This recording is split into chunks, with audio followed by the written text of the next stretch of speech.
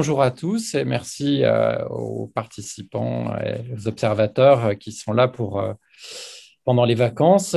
On va aborder aujourd'hui un sujet très intéressant de pratique cardiologique quotidienne, pas facile, qui est la durée optimale du traitement anticoagulant après une phlébite, une embolie pulmonaire, et en particulier quand est-ce qu'on doit donner aux patients un traitement au long cours. Donc, je suis modérateur avec Serge Conator et notre invité qui va nous faire un topo est un grand spécialiste de l'embolie pulmonaire aiguë et du cœur pulmonaire chronique post-embolique, qui est le professeur Coutureau du CHU de Brest. Donc, je remercie le CNCH, bien sûr, pour l'organisation. Également, les laboratoires BMF Pfizer pour leur participation. Voilà, professeur Coutureau, la parole est à vous. Merci beaucoup. Alors, je vais partager le diaporama. C'est bon, le diaporama apparaît bien Problème. Parfait. et il défile, c'est bon? Pas de problème, c'est bien. Très bien. Eh bien, écoutez, bonsoir à toutes et tous et merci beaucoup pour cette invitation. Je remercie le CNCH ainsi que les laboratoires BMS Pfizer pour cette opportunité de parler de cette thématique qui m'est chère, c'est-à-dire la durée de traitement anticoagulant chez qui prolongé. Alors ici, mes liens d'intérêt. Je vais me baser sur trois consensus, le consensus français, le consensus de l'ERS, et je suis resté sur le consensus de la CCP 2016, puisque le CHEST 2020, en fait, n'apporte aucune modification par rapport à ce consensus emblématique de 2016. Alors, la première chose, j'aime bien revenir sur ces concepts des années 90, où on avait en général l'esprit d'observation affûté. Et donc, sur ces essais randomisés, comme vous pouvez le voir, lorsqu'on traite les patients 4 ou 6 semaines, eh bien, on a des taux de récidive qui sont au moins 2 fois plus élevés que si on traite 3 à 6 mois. Et donc, ce que l'on sait depuis une vingtaine d'années, c'est que la durée minimale du traitement d'une embolie pulmonaire ou d'une TVP proximale, c'est 3 mois. Ça, ce sont des données maintenant qui sont bien connues. Et quand on observe bien ensuite les populations de ces essais, ce que l'on voit, c'est lorsqu'il y a un facteur de risque réversible ou encore appelé transitoire, qu'il soit majeur ou mineur, eh bien, on observait des taux de récidive qui étaient beaucoup moins élevés que chez des patients chez qui on retrouvait aucun facteur de risque clinique ou alors qui avaient des facteurs de risque persistants. Et que donc cette distinction entre facteurs transitoires et persistants ou absence de facteurs persistants date des années 90. Et ça a suggéré d'emblée que lorsqu'une thrombose est réversible, eh bien, probablement qu'un traitement de 3 mois est suffisant, alors que lorsque la thrombose survient sans aucun facteur ou lorsqu'il y a un facteur persistant, il faudrait peut-être envisager des traitements de plus de 3 mois. Alors, lorsqu'on regarde après l'impact d'un traitement anticoagulant prolongé, entre 3 et 6 mois, on n'a pas de grande différence. Par contre, l'attention a été portée évidemment sur des traitements nettement plus prolongés de 1 ou 2 ans, avec d'une part le programme italien où on incluait des patients avec embolie pulmonaire ou TVP non provoquée au premier épisode traité 3 mois, et ils étaient randomisés à poursuivre pendant 9 mois ou sans traitement en ouvert. Et ensuite, il y avait une période de suivi de 2 ans. Et puis en France, on a fait à peu près la même chose finalement, sauf que les patients étaient traités 6 mois et on les randomisait ensuite en double aveugle à prolonger 18 mois par warfarine ou 18 mois par placebo. Et là, de façon similaire, un suivi de 2 ans. Et lorsqu'on regarde les résultats de ces deux études, vous voyez ici, j'ai mis à l'échelle l'embolie pulmonaire dans le programme italien et le programme français. Tant que vous maintenez le traitement en intention de traiter, vous avez une très, très importante réduction du risque de récidive. Par contre, lorsque vous stoppez le traitement à l'étude, eh bien, vous voyez que dans le groupe chez qui le traitement était prolongé, eh bien, on a à nouveau un effet rebond. Et finalement, à 4 ans de suivi, eh bien, on perd complètement le bénéfice d'un traitement anticoagulant prolongé. On peut faire exactement la même observation dans la thrombose veineuse profonde proximale. C'est presque encore plus flagrant. Tant que vous maintenez le traitement, vous êtes très efficace. Mais une fois que vous le stoppez, vous perdez complètement le bénéfice de ce traitement. Donc, la conclusion importante, finalement, ce n'est pas qu'il faille traiter tout le monde pour une durée non limitée, mais c'est qu'il n'y a que 2 options de traitement. Soit vous traitez court, 3 à 6 mois, soit vous traitez pour une durée non limitée, parce qu'il n'y a aucun bénéfice à prolonger le traitement sur 1 ou 2 ans. Dès lors que vous stoppez le traitement, vous perdez le bénéfice. Alors ça, tout de même, la question est de savoir chez qui on va être sur un traitement court. Et là, il n'y a pas beaucoup de débats sur les épisodes qui sont provoqués par un facteur de risque majeur, transitoire, comme la chirurgie avec anesthésie générale, les fractures, les alitements de plus de 3 jours. Et là, les consensus sont tous unanimes. On traite 3 mois chez ces patients à très faible risque de récidive. Par contre, lorsqu'il y a un facteur mineur transitoire, eh bien là, vous voyez qu'il y a divergence entre le consensus nord-américain et le consensus européen. Et c'est essentiellement lié à l'interprétation sur le risque qui est lié à l'exposition hormonale chez les jeunes femmes. Quand on regarde ce qui se passe chez les jeunes femmes, finalement, sur cette série ici, très grosse cohorte brestoise avec 8 ans de suivi médian, ce que l'on voit très clairement, c'est que les femmes qui ont un épisode lié à la pilule œstroprogestative ou une grossesse, vous voyez qu'elles ont un risque de récidive qui est beaucoup plus faible que les femmes qui avaient une thrombose non provoquée. Donc ça, on a cette notion-là. Et puis, observation aussi intéressante, c'est que quelle que soit la durée de prise des œstrogènes avant la survenue de l'embolie pulmonaire ou de la thrombose veineuse profonde, eh bien, il n'y a pas d'influence sur le risque ultérieur de récidive. Dès lors que vous stoppez la pilule œstroprogestative, le risque de récidive est extrêmement faible. Donc ça, c'est très important. Chez ces jeunes femmes, il n'y a aucune indication à allonger la durée de traitement. Le risque est faible et il n'est pas lié en plus à la durée des œstrogènes. Et puis enfin, même observation au cours de la grossesse. Lorsque vous avez un épisode pendant la grossesse, eh bien, ultérieurement, le risque se stabilise à moins de 3% et elle ne récidive quasiment plus passé la première année d'observation. C'est ce qui explique qu'en France, contrairement au consensus européen, eh bien, on a classé la contraception œstroprogestative, la grossesse, le postpartum, ainsi que le traitement hormonal de la ménopause comme des facteurs majeurs transitoires parce que derrière, on est sur des traitements courts. Et puis, on voit que les jeunes femmes, comparées aux hommes, ont moins de risques de récidiver. C'est pour ça qu'on considère que 6 mois de traitement est suffisant. Et puis enfin, le score R-DO2, qui est un score qui combine surtout des données sur le syndrome post-thrombotique, le taux de dédimère et l'âge, eh bien, permet d'identifier un tout petit sous-groupe de patientes chez qui le risque de récidive est très faible, avec un score R-DO2 inférieur ou égal à 1, en sachant qu'on a des vraies limites avec ce score qui inclut des dédimères dosés sous AVK, et qu'en fait, le seuil aujourd'hui qu'il faudrait utiliser sous AOD, on ne le connaît pas. Donc, en fait, c'est un score qu'on n'utilise quasiment plus. Mais enfin, s'il est utilisé chez une patiente qui serait sous AVK, si le score AR2 est inférieur ou égal à 1, eh bien, on est sur un très faible risque de récidive. Ensuite, évidemment, on va attaquer la partie du topo véritablement, chez qui on va prolonger le traitement. Aujourd'hui, il n'y a pas beaucoup de débats chez le patient avec cancer. Non seulement ils sont à risque élevé de récidiver avec des risques de décès qui sont très importants sur le long terme, et ce sont aussi des patients d'ailleurs qui sont à risque de récidiver sous traitement anticoagulant. Donc, chez une large majorité de patients, on est sur des traitements au long cours de 6 mois minimum, et tant que le cancer est actif ou nécessite un traitement anticoagulant. Ensuite, quel est l'impact d'un antécédent sur le risque d'un troisième épisode? C'est souvent surestimé. Il faut savoir qu'en fait, le risque n'est pas si élevé que ça. Et donc, je vais prendre 2 situations. Si vous avez eu un premier épisode provoqué post-chirurgical, eh bien, lorsque vous faites un deuxième épisode d'embolie pulmonaire provoquée post-chirurgicale, eh bien, le risque de faire un troisième épisode est multiplié par 1,5, mais finalement, on reste largement en dessous d'un seuil un peu classique de 5% de récidive, et donc ça ne va pas justifier de poursuivre les traitements. Par contre, si vous avez un premier épisode non provoqué, là, la situation est radicalement différente. Non seulement au premier épisode, vous êtes à 9% de risque de récidiver, et puis si vous êtes au deuxième épisode non provoqué, le risque ultérieur de récidive est multiplié par 1,5, vous êtes à 15% de risque de récidive sur l'année qui suit le deuxième épisode.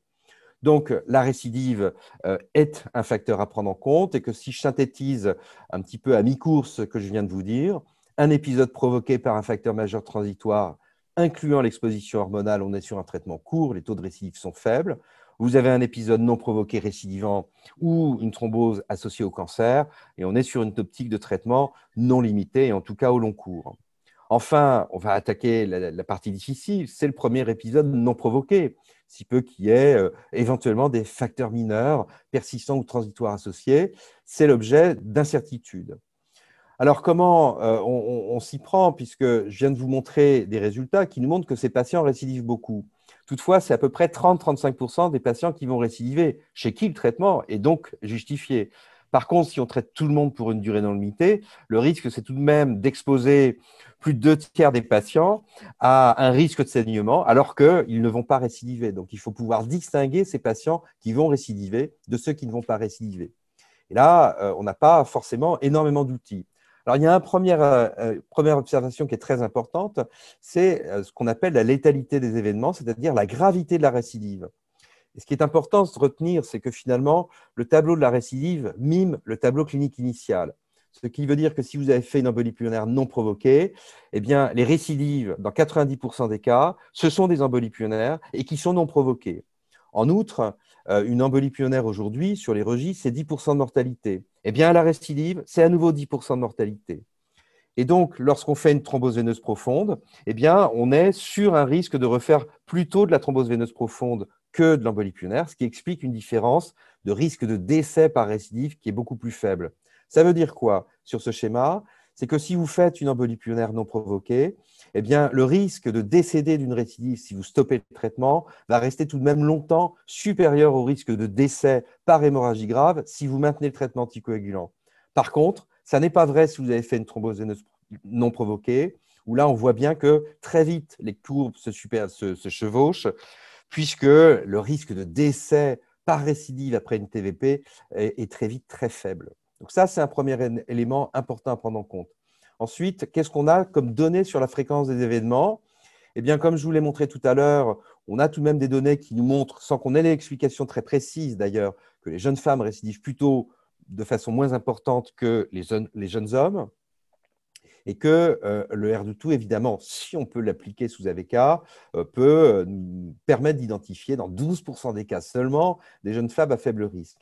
Enfin, si vous avez des facteurs mineurs transitoires, excepté les hormones, où je vous ai montré que c'était un très faible risque de récidiver, mais effectivement, si peu qu'il y ait un petit facteur, comme une entorse avec une attelle, etc., on est plutôt tendé tout de même à probablement envisager un arrêt de traitement. On est possiblement sur un risque un petit peu plus faible. Les dédimères tout seuls ne permettent pas d'identifier les patients à faible risque. Ça a été bien montré, y compris dans un essai randomisé. On est aux alentours de 7% de récidive annuelle malgré des dédimères négatifs. Donc, ça n'est pas discriminant pour identifier des patients chez qui on pourrait stopper les traitements.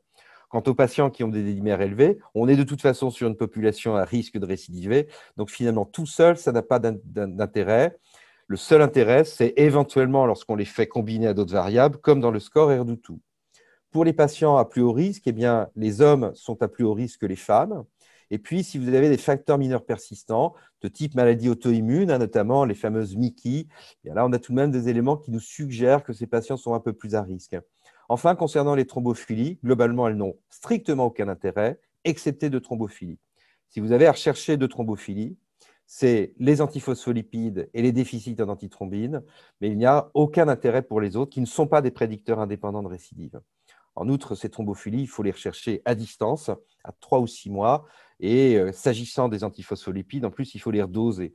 Donc, en gros, quand vous faites des bilans de thrombophilie, surtout faites-les à distance et n'hésitez pas à les faire dans des laboratoires de référence.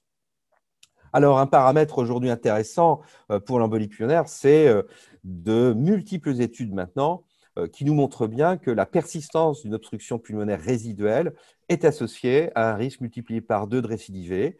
Et c'est une obstruction qui est à mesurer par scintigraphie et non pas par scanner.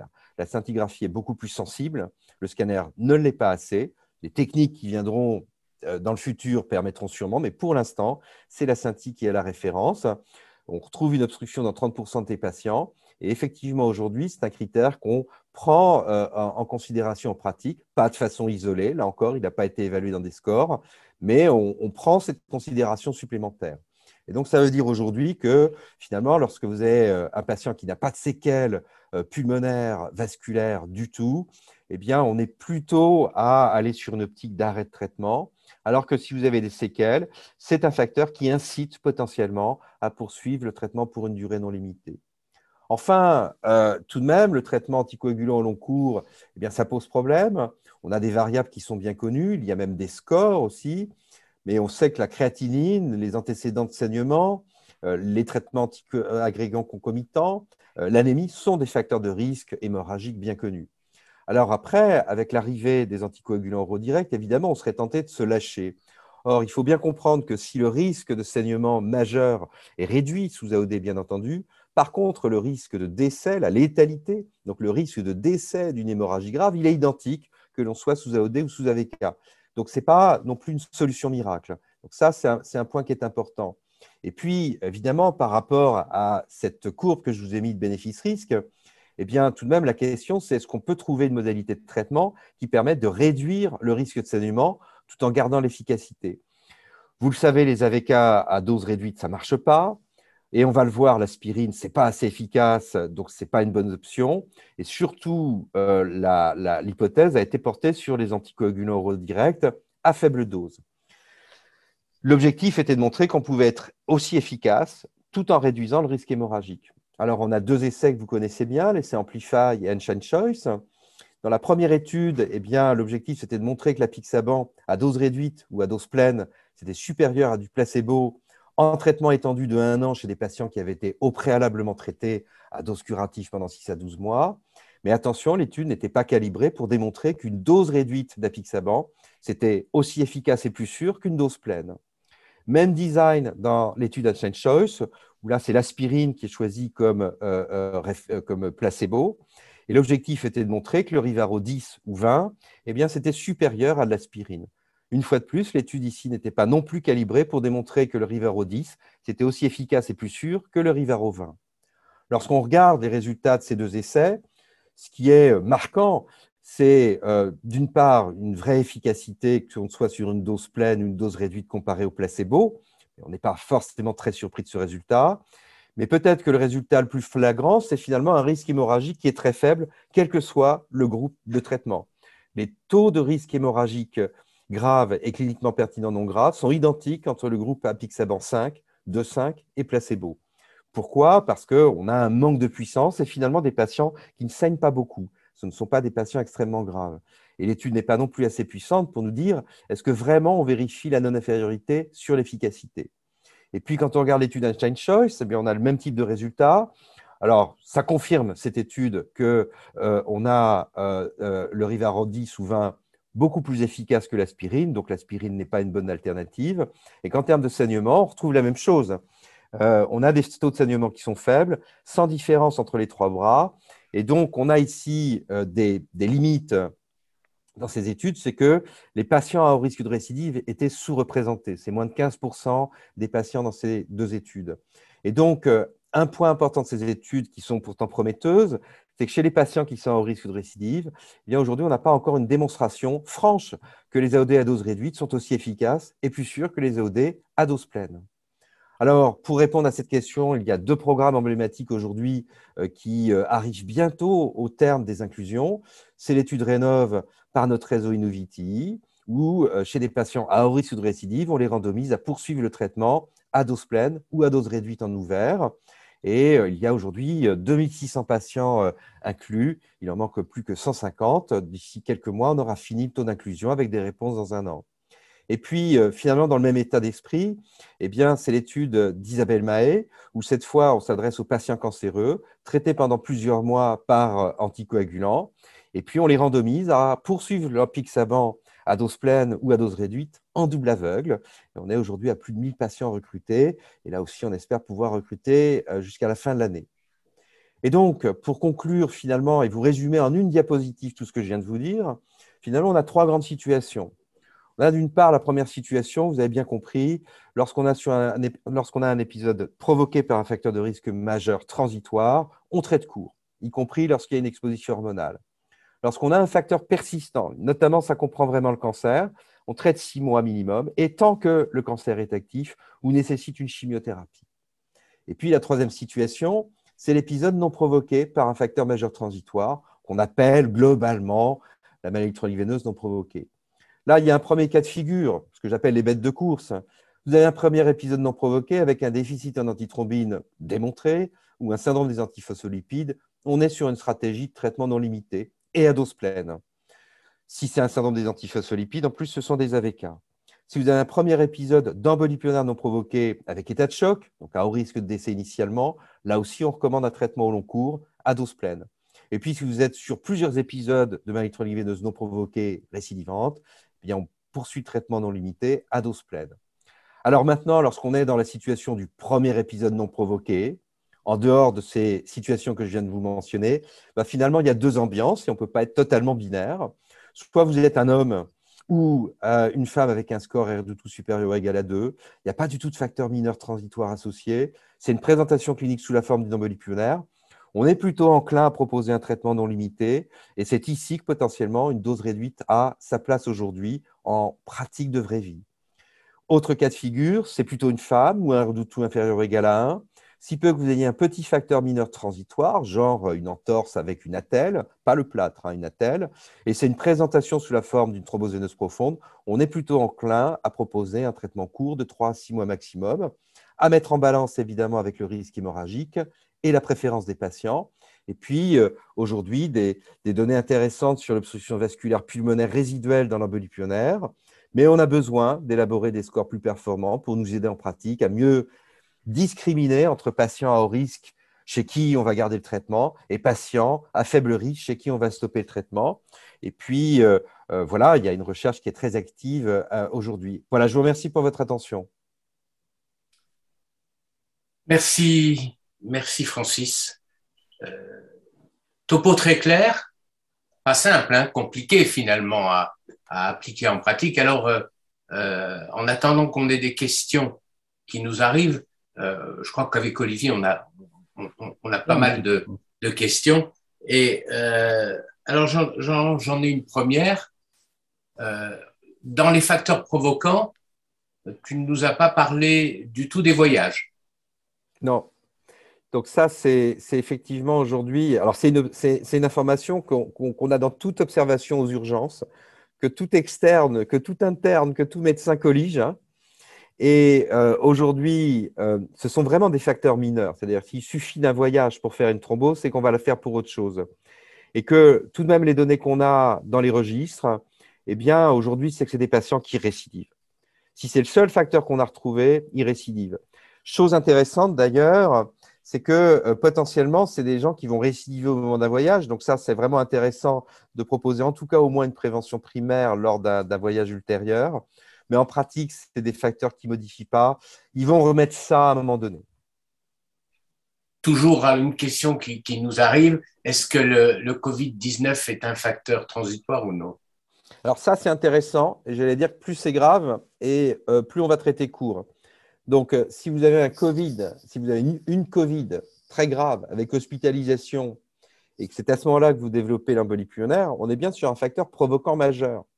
Et donc, même s'il y a des phénomènes inflammatoires qui peuvent persister au moins sur 6 mois, donc on est facilement sur des traitements de 6 mois, mais on est sur une optique de traitement qu'on va stopper, sauf s'il y a des très grosses séquelles perfusionnelles, etc. Par contre, si vous avez une infection Covid, mais finalement, ça a été juste un rhume ou 38 de fièvre pendant 24 heures, vous n'avez pas été hospitalisé, et c'est là que vous faites l'embolie pulmonaire, eh bien, on considère que c'est un facteur mineur. Et donc, on est plutôt à les considérer comme des patients possiblement éligibles à un traitement au long cours. Donc, ce n'est pas finalement le Covid qui nous incite à ça, c'est plus le fait qu'on va considérer que c'est plutôt non provoqué. Donc, finalement, ça ne modifie pas tellement l'esprit de nos recommandations. La question de la scintigraphie est intéressante. On l'a fait chez qui? Alors, la priorité, c'est de la faire chez des patients que vous voyez à 3 ou 6 mois qui vont avoir une dyspnée persistante. Alors, quand on appelle dyspnée persistante, en fait, plus exactement, il faut bien demander au patient, c'est est-ce que vous êtes revenu à l'état antérieur? Si vous prenez quelqu'un de dur au mal, il va vous dire non, ça va. Si vous lui dites est-ce que c'est comme avant, il va vous dire bah non, mais j'ai fait une embolie pulmonaire. Mais en tout cas, c'est très important de détecter s'il y a un retour, s'il y a un effacement de l'ardoise. Et donc, chez ces patients-là, il faut être alerté. Un autre élément qui est intéressant aussi, c'est la récidive. Quelqu'un qui a son deuxième épisode d'embolie pulmonaire, il faut vraiment se méfier. On sait que c'est des facteurs de risque, notamment d'hypertension pulmonaire thromboembolie chronique. Et puis enfin, c'est, je dirais, intuitif, mais on l'a nous montré aussi sur nos études, c'est que tout de même les patients qui ont plus de 40% d'obstruction vasculaire pulmonaire au moment de l'épisode initial, méfiez-vous, c'est des patients qui qui ont beaucoup plus de risques d'avoir des séquelles. Ils récidivent plus, ils font plus de séquelles, ils sont plus à risque d'hypertension pulmonaire thromboembolique chronique. Donc, je dirais, un, est-ce qu'il y a une dyspnée résiduelle? Et deux, s'il y avait une grosse obstruction vasculaire initiale, notamment, typiquement, les EP à risque intermédiaire élevé, c'est quand même des populations de choix. J'ai une petite question sur la contraception qui rentre dans les critères majeurs. Euh, Finalement, le lien pas de causalité, mais favorisant, est-ce qu'il est dépendant du début de la mise du traitement contraceptif avec la survenue de l'événement? En gros, une femme qui va faire une embolie pulmonaire 3 mois après le début du traitement, on a tendance à dire qu'il y a un lien de causalité, pas forcément de causalité, mais en tout cas que c'est un facteur de risque puissant. Si elle prend la pilule depuis 10 ans, est-ce qu'on va raisonner de la même façon? Ça, c'est très intéressant parce que ça a fait l'objet de débats. Et en fait, ce que je vous ai montré tout à l'heure, donc ça sur une très grosse cohorte avec un très long suivi, ce qu'on a montré, c'est que la pilule ait été prise pendant 3 mois, 1 an ou plus d'1 an avant de faire l'épisode d'embolie pulmonaire. Une fois que la pilule est stoppée, eh bien, les taux de récidive sont extrêmement faibles et identiques, quelle que soit la durée de prise des œstroprogestatifs avant. Et que la question, je dirais, d'une relation de cause à effet, elle est mécanistique. J'allais dire, de toute façon, faire une thrombose sous pilule, c'est qu'il y a une thrombophilie héréditaire sous-jacente. Ce n'est pas normal de faire une thrombose sous pilule. En fait, là aussi, c'est un facteur. Pourquoi il y a une distinction? Pourquoi les anglo-saxons disent que c'est un facteur mineur? C'est parce que ce n'est pas un très gros facteur d'un premier épisode. Mais nous, en France, on dit que c'est un facteur majeur en termes de prédiction de risque de récidive, parce qu'elle récidive très peu et que ça implique de stopper le traitement. Les conséquences sont majeures. Mais en fait, c'est un facteur en soi qui ne suffit pas à expliquer. Et on le sait d'ailleurs chez les jeunes femmes, chez les femmes sous pilule, il y a une plus grande fréquence de découverte de thrombophilie héréditaire, qui ne changera rien à l'affaire d'ailleurs en termes de prise en charge. Mais c'est ça le concept. Et donc voilà, il n'y a pas d'impact de la durée de prise des œstroprogestatifs sur le risque ultérieur de récidive. Ça, c'est très intéressant parce que moi-même, je le suspectais pas, en fait, il y a quelques années. Et lorsqu'on regarde les résultats des grosses études, eh bien vraiment, on ne voit pas le début d'une différence. Une femme qui prend la pilule depuis 10 ans ne va pas plus récidiver qu'une jeune femme qui a pris depuis 3 mois. D'accord. Il y a des questions, là, j'ai vu en particulier Ouais. sur la thrombophilie. Combien de temps après l'arrêt des anticoagulants Alors, quelques messages simples sur le bilan de thrombophilie. Un, il n'est jamais systématique et c'est le seul grade A d'une thrombophilie. C'est le seul grade A. Tout le monde est d'accord, il ne faut jamais faire de façon systématique. Il ne faut surtout pas faire la phase aiguë. Si on doit faire un bilan de thrombophilie, on ne le fait qu'à 3 mois. Et il faut faire attention. Alors, évidemment, les mutations facteur 5 Leiden, mutations sur le gène de la prothrombine, ça, on peut le faire quand on veut. Ce sont des mutations qui sont détectables et qui ne sont pas influencées par le traitement anticoagulant. Par contre, les déficits en protéine C, protéine S, antithrombine, il ne faut pas le faire à la phase aiguë parce qu'ils sont perturbés d'ailleurs de façon assez physiologique. Il faut le faire au moins à 3 mois. Tout comme les antiphospholipides qui sont souvent perturbés à la phase initiale, c'est au moins à 3 mois. Et alors, en plus, les antiphospholipides, il faut les refaire encore 3 ou 6 mois après. Et sans traitement ou avec traitement? Alors, avec les anticorps antiphospholipides, anticardiolipides et anti-bêta-2-GP1, ça, vous pouvez le faire sous traitement anticoagulant. Avec les anticoagulants lupiques, il y a des techniques, mais enfin, le mieux tout de même, c'est de faire une fenêtre. Or, faire une fenêtre de 48-72 heures après 3 ou 6 mois de traitement, ça n'en prend pas de risque. Donc, il vaut mieux faire la fenêtre pour les anticoagulants lupiques, tout comme l'antithrombine et aussi, tant qu'à faire, la protéine C, protéine S. Mais si on attend 3 à 6 mois pour les anticorps antiphospholipides, on va leur donner des AOD, alors que théoriquement, il faut leur donner des AVK. Oui, c'est C'est vrai une que bonne c'est un remarque. problème. Alors, globalement, en fait, aujourd'hui, les AOD, enfin, les AVK, on est certain que pour l'instant, c'est ce il faut garder sur les triples positifs. Donc, ça représente vraiment très, très peu de patients. C'est entre guillemets, c'est vraiment pas de chance. Que pour un ou deux anticorps positifs, a priori, on n'est pas dans un souci d'efficacité avec les AOD. Ensuite, les antiphospholipides, d'abord, sont quand même plutôt les jeunes, ne sont pas tellement les vieux. Donc, il faut aussi un petit peu serrer la population.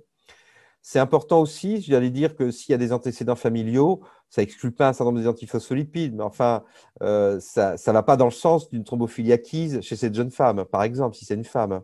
Donc, il y a le contexte clinique qui compte, hein. Et puis, on peut rajouter aussi des éléments, est-ce qu'elles ont fait des fausses couches, etc. Il y a des éléments de suspicion par rapport au syndrome des antiphospholipides qui sont cliniques, qui peuvent nous faire suspecter.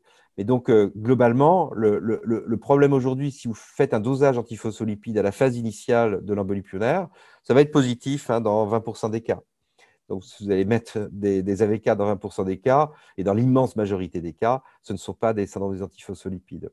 Donc, c'est très mystérieux, c'est très particulier. Et encore une fois, il faut bien revenir sur le tableau clinique, les antécédents de la personne, et pas hésiter à contacter typiquement un interniste, hein, par exemple, hein, c'est vraiment le cœur de métier, pour déterminer si éventuellement il faut évoquer le syndrome des antiphospholipides. On parle un peu de traitement.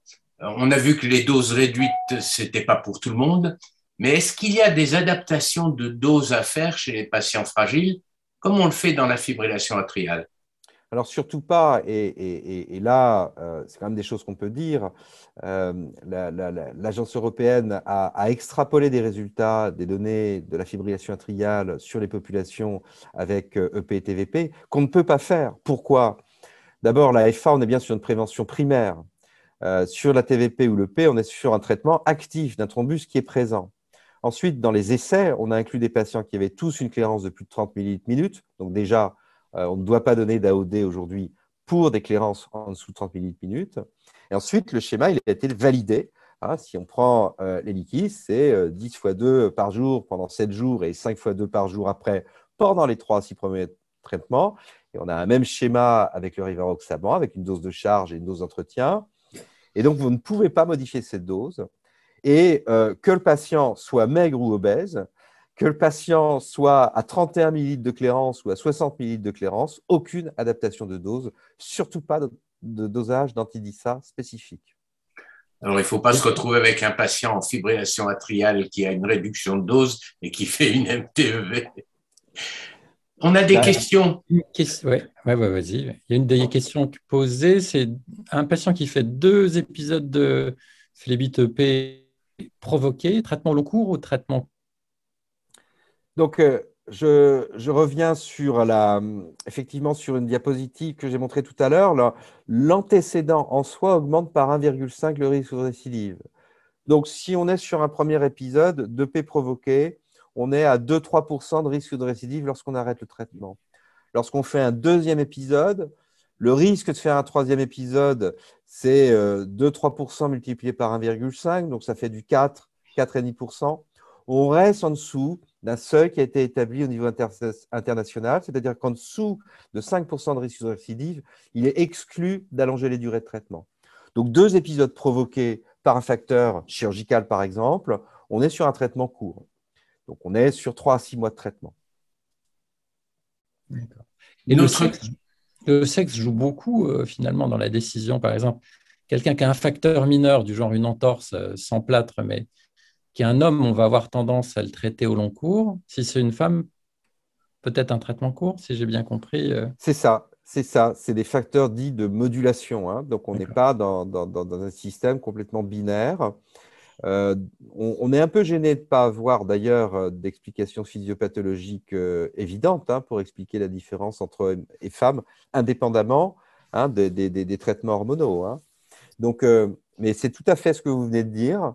Finalement, pour une embolie pulmonaire qui serait post-entorse avec attelle, si c'est un homme, on est sur des taux de récidive qui vont être supérieurs à ceux d'une femme. On est plutôt enclin à garder le traitement, surtout si l'épisode initial quand même était réellement voilà, un petit peu dodu.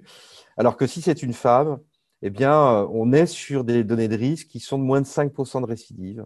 Et donc, on est plutôt à stopper le traitement à 3 ou 6 mois.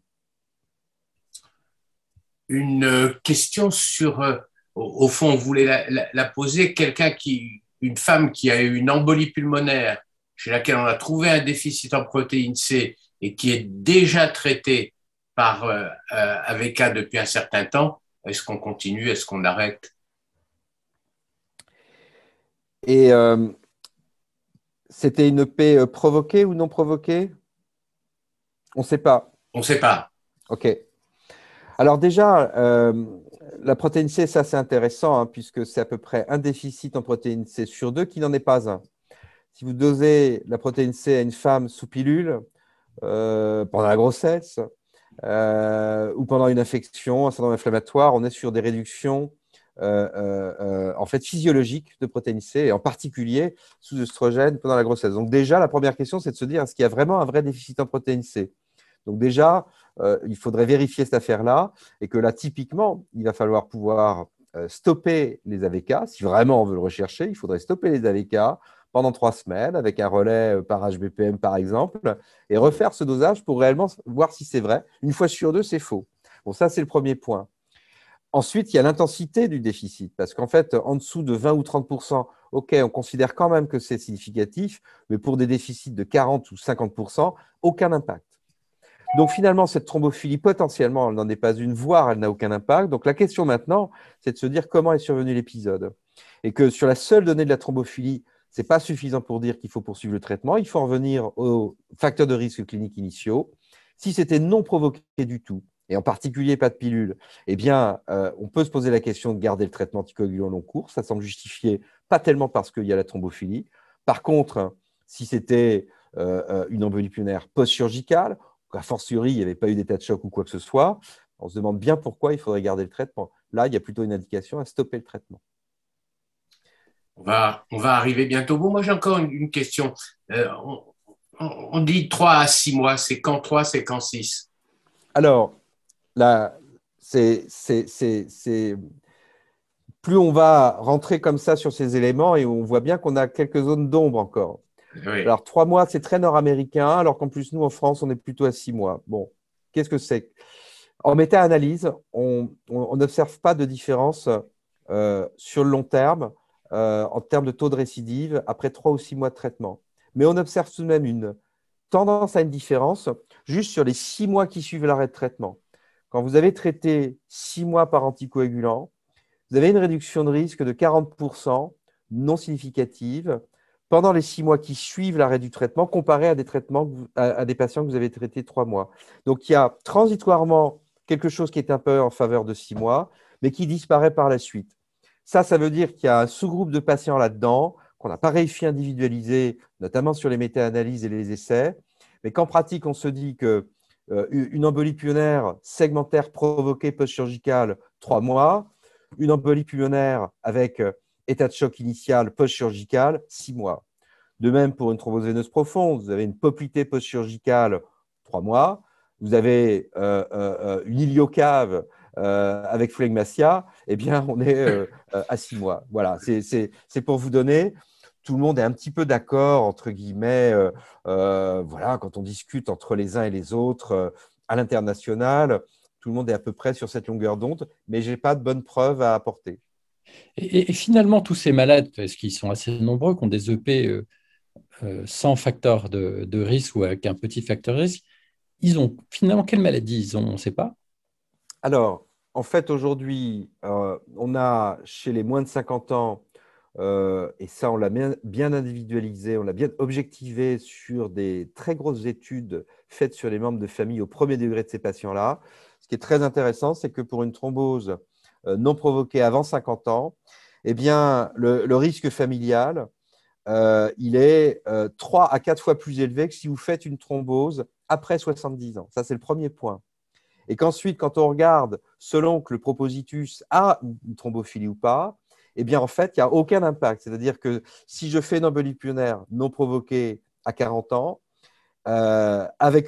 sans thrombophilie, eh bien, chez mes membres de famille, il y a autant de risques de faire une embolie pulmonaire un jour que si moi, j'avais eu la même embolie pulmonaire avec thrombophilie détectable, chez qui on aurait fait la détection chez les membres de famille.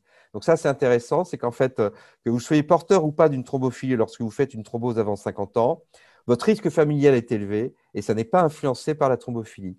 Donc ça, avant 50 ans, c'est de la thrombophilie essentiellement. Après, si on prend d'autres extrêmes, au-delà de 75 ans, c'est là qu'on voit, grandissant, un, il y a l'effet de l'âge, et deux, il y a un peu plus de cancer, par exemple. Donc on est sur un autre phénotype. Mais effectivement, sur cette portion après, entre 50 et 70 ans, eh bien, je dirais qu'il y a probablement un effet combiné d'une part de thrombophilie probablement héréditaire pour une majorité qui peut agir et qui se cumule à l'effet de l'âge croissant. C'est aussi une tranche d'âge entre 50 et 70 ans où on va avoir plus de maladies associées, comme des maladies inflammatoires, des choses comme ça. Donc, on est sur un phénotype qui est un peu plus acquis au-delà de 50-60 ans.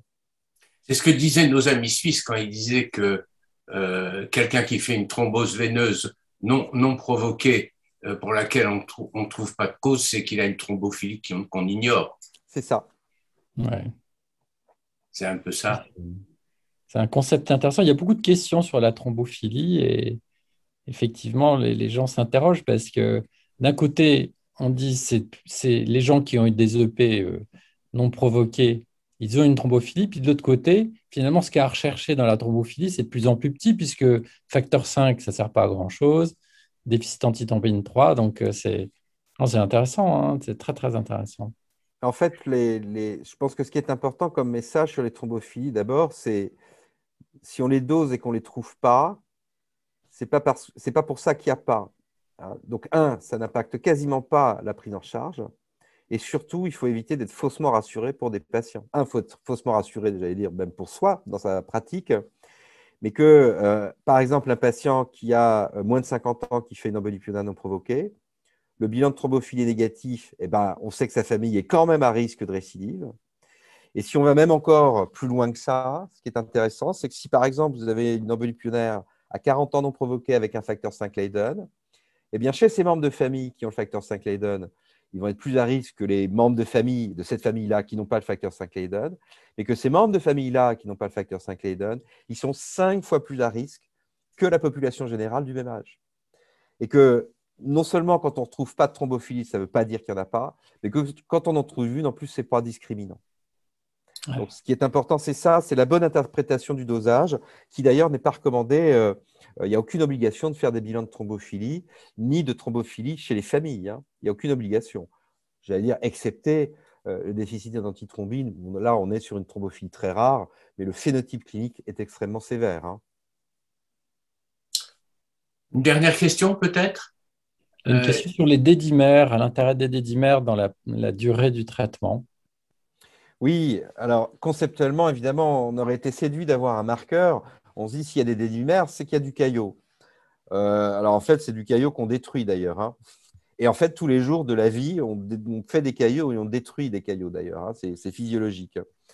Alors les dédimères, en fait, ils ont été curieusement utilisés dans le diagnostic, c'est fait pour exclure un processus thrombotique. Et que dans les études sur les récidives, on les a plutôt utilisés pour dire qu'il faut justifier de reprendre du traitement. Ça, c'est le premier point. Donc, c'est un peu paradoxal. Donc, ce qu'on a, et il y a l'étude randomisée de Palaretti, hein, mais encore une fois, je reviens dessus, lorsque vous faites des taux de dédimères, un mois après l'arrêt de traitement, sur une non provoquée, si c'est positif, bah oui, on voit que ces patients récidivent plus. Mais si c'est négatif, on est quand même à 5% de risque de récidive annuelle dans cette étude-là. Et Clive Kiron, qui ensuite a refait le même type d'étude en prenant la même population non provoquée, premier épisode, et il a même fait 2 dosages de dédimères négatifs. Hein, il stoppe le traitement, il fait 2 dosages négatifs et il les suit. On est à 7% de risque de récidive annuelle. Donc aujourd'hui, il ne faut pas utiliser les dédimères pour surveiller les patients et déterminer si on peut stopper le traitement ou s'il faut continuer le traitement. C'est beaucoup trop, ça n'est pas assez discriminant. C'est-à-dire que vraiment la capacité à classer les patients à risque ou non, elle est très mauvaise. Donc ça vaut notamment, on a eu une épidémie de dosage de dédimères pendant le Covid, hein, c'est vraiment surtout à ne pas faire. C'est volontiers proposé chez les jeunes femmes, mais évidemment, elles sont sous pilule. Bah oui, bah de toute façon, et même si elles ne sont pas sous pilule, on peut avoir des taux de dédimères positifs. Donc, il faut vraiment éviter ce dosage pour le suivi et on ne peut pas lui faire… La seule indication du dédimère, ça reste l'exclusion du diagnostic en cas de suspicion diagnostique.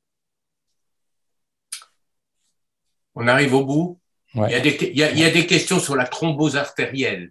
Je crois que c'est un peu hors sujet. Et thrombose artérielle et thrombophilie, je crois qu'il faudra faire… Alors, ce n'est pas les mêmes.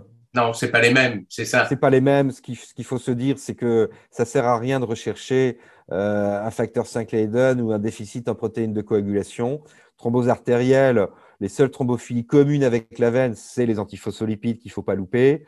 Hein. Et puis, éventuellement, après, dans d'autres contextes, ça peut être les syndromes myéloprolifératifs, des choses comme ça. Mais les thrombophilies héréditaires, en tout cas, aucun impact.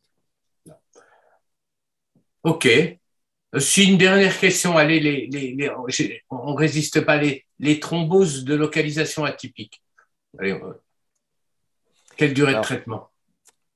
Alors, elles sont de localisation atypique et elles font appel à des étiologies qui sont soit héréditaires, soit acquises. Et on voit bien que sur les localisations atypiques, notamment, il faut se méfier des syndromes myéloprolifératifs. Hein. Donc, c'est quand même là où, typiquement, rechercher une mutation de JAK2 a un peu plus de rentabilité. En tout cas, c'est des patients dont il faut se méfier. Alors, je mets en dehors du contexte de cancer diagnostiqué. Par contre, une localisation atypique, ça doit faire suspecter potentiellement un problème de cancer. Il y a plus de cancer si on a une localisation atypique, donc il faut se méfier de ça. Donc, ça veut dire que le bilan étiologique, en tout cas l'examen clinique, doit être vraiment soigneux. Donc, après, stricto sensu, une thrombose non provoquée, de localisation atypique, on est plutôt sur un traitement au long cours. Je pense par exemple à une thrombophlébite cérébrale. Clairement, on est sur des traitements au long cours, s'il n'y avait pas de facteur déclenchant du tout. Par contre, s'il y avait un facteur provoquant transitoire, eh bien, on est plutôt sur un traitement de 3 à 6 mois. Globalement, c'est comme ça qu'on fait. Olivier, on va clore ici. Parfait. Bah, je te laisse conclure. Ouais. C'est très intéressant. Très intéressant. Ouais. En tous les cas, merci beaucoup, Francis. On a essayé de te coller, mais c'est incollable. C'est un plus de science de la maladie thromboembolique veineuse. On retient quand même sur le sujet initial qui était le traitement au long cours que le facteur provoqué, non provoqué est quelque chose de fondamental. On retient aussi que quand l'événement initial, c'est une embolie pulmonaire, la récidive sera une embolie pulmonaire et ça, c'est quelque chose d'important. On retient enfin, parce qu'on ne va pas tout refaire, que les doses réduites, c'est intéressant, mais aujourd'hui, ce n'est pas pour tout le monde.